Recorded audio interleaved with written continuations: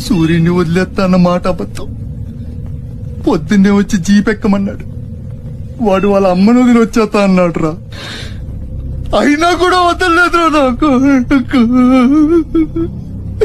ఎవడైనా గీత దాడితే చంపేస్తా అన్నాడు రా.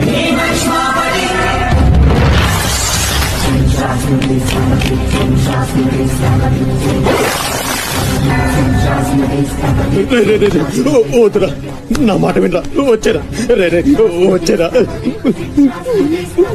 వాడిని వదిలేరా. అడొక్కడితోనే పోద్ది. అడుగు ముందుకేస్తే మన ఎంత తాళాలు పోతాయి. దా వచ్చే వచ్చే దా. చెప్పాను నీకే, చెబుతా పోయా. చాలు.